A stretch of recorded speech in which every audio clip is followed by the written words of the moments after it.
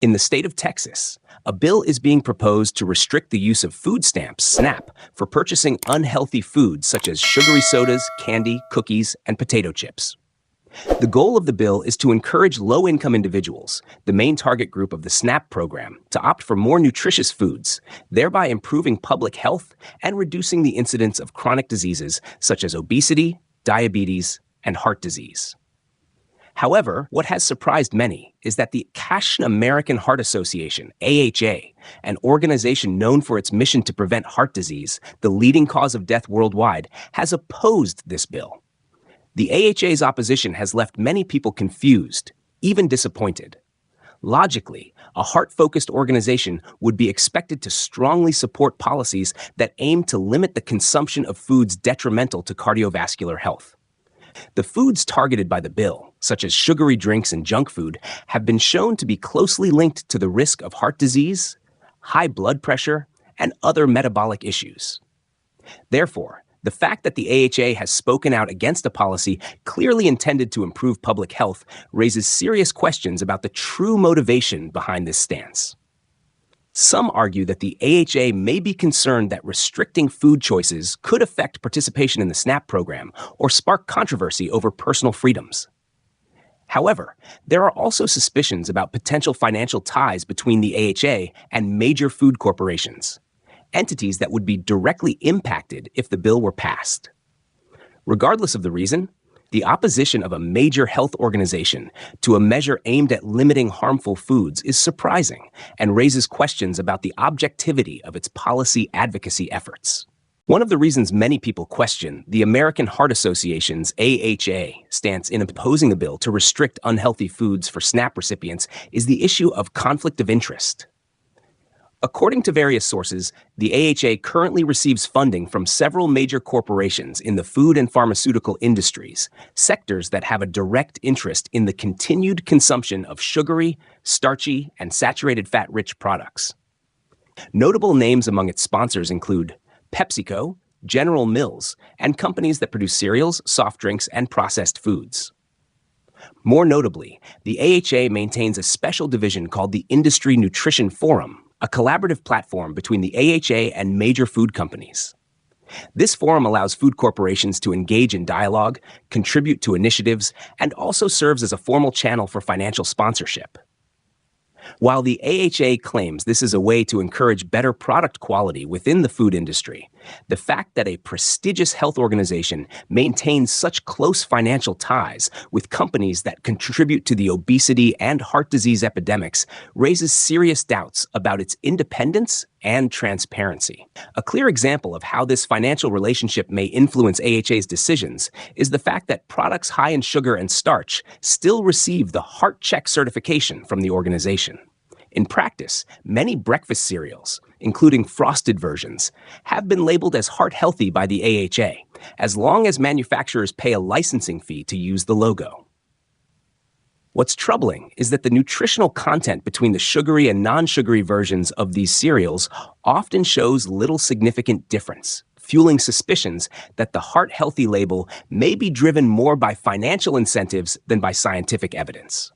In addition to opposition from the American Heart Association, AHA, another major force actively fighting against the bill to restrict unhealthy foods in the Supplemental Nutrition Assistance Program, SNAP, is the sugary beverage and ultra-processed food, junk food, industry. These corporations have launched a large-scale lobbying and media campaign aimed at shifting public opinion and pressuring lawmakers to block the bill's passage. One of their main strategies is leveraging social media and influencers to spread anti-bill messaging. According to multiple sources, soda companies have paid over $1,000 per post to certain influencers in an effort to spark a wave of online opposition. These posts rarely mention the industry's financial interests directly. Instead, they appeal to emotional and social arguments such as protecting the freedom to choose food, the right to eat what we love, or fighting government control over the diets of the poor. This approach has proven quite effective, as it taps into personal identity and individual liberty, causing many people to overlook the fact that this is, at its core, a battle over economic interests, not simply a debate over ethics or personal rights. The reality that corporations are funding efforts to protect their lucrative market within SNAP is being cleverly disguised under the banner of freedom of choice. Notably, this isn't the first time the food industry has used such tactics. They often do not appear directly in opposition to policies that threaten their profits.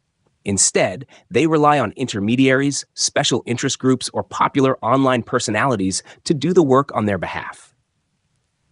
The campaign against the SNAP bill is a clear example of how the industry manipulates media and influences public policy, prioritizing profits over public health. One of the core issues driving the increased consumption of unhealthy foods in the United States is the current government subsidy system, which is inadvertently fueling the growth of the ultra-processed food, junk food industry.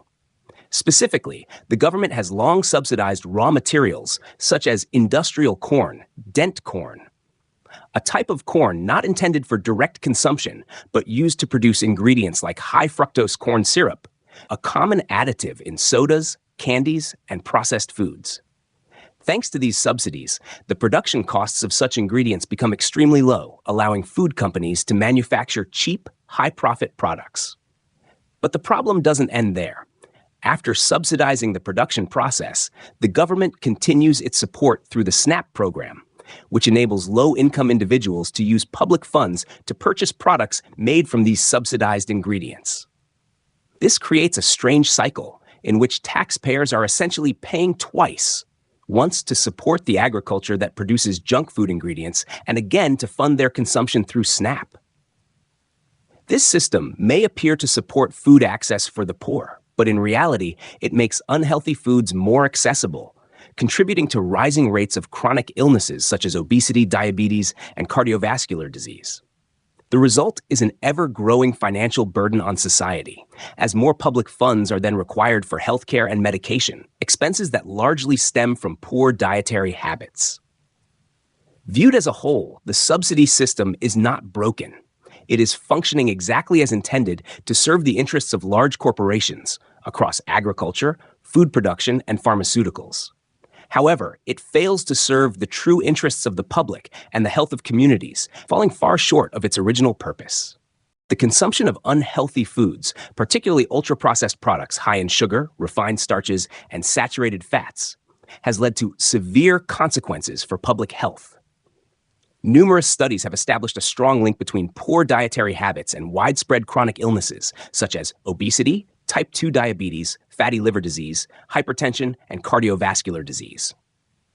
These conditions not only drastically reduce the quality of life for those affected, but also place an enormous financial strain on the national healthcare system. So, what is the result of a lifestyle built around cheap but nutritionally poor food? The pharmaceutical industry profits. When people develop chronic diseases related to diet, they are often forced to rely on long-term, sometimes lifelong, medication and treatments. This creates a steady, long-term customer base for pharmaceutical companies, resulting in massive profits. Some critics argue that while the healthcare system focuses on treating symptoms, the root cause, poor diet, is often ignored or even deliberately obscured by media campaigns funded by the food industry. This situation creates a network of interlinked interests between the food industry, the pharmaceutical industry, and intermediary organizations, in which consumers, especially low-income individuals, become the victims. They are provided with cheap but harmful food, which leads to illness, and then must spend money or rely on public insurance to buy medication for conditions caused by that very diet. In the end, the public pays not only with their health, but also with their wallets, while large corporations rake in massive profits.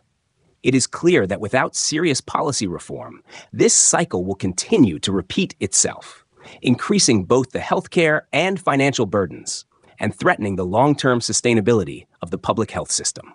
In light of the current food subsidy system inadvertently fueling the ultra-processed food industry, many experts and activists have issued a strong call for change. Rather than eliminating the SNAP program, which plays a vital role in supporting millions of low-income individuals, the proposed solution is to reform the program's structure. Maintain SNAP, but restrict its use to nutritious foods, while excluding ultra-processed products high in sugar, unhealthy fats, and artificial additives. This approach would not only directly benefit SNAP users, helping them improve their diets and overall health, but would also have long-term positive effects on society as a whole. Encouraging healthier choices such as fresh fruits and vegetables, high-quality proteins, and whole grains would help significantly reduce the prevalence of chronic diseases like obesity, diabetes, and heart conditions, illnesses that currently cost billions of dollars annually in medical treatment and care. Reforming SNAP to prioritize healthy foods is not just a smart public health policy. It is also an effective budget-saving strategy. As people become healthier, their reliance on medications, doctor visits, and hospitalizations decreases, which in turn eases the burden on the public healthcare system. At the same time, such a policy could drive changes within the food industry, pushing manufacturers to reformulate products and rethink business strategies if they want access to the subsidized consumer market. This is a unique opportunity to reshape the national food system toward one that is fairer, more sustainable, and more beneficial to public health. Achieving this vision will require strong engagement from lawmakers, health organizations, and consumers, those who have both the right and the responsibility to push for a better food future for everyone.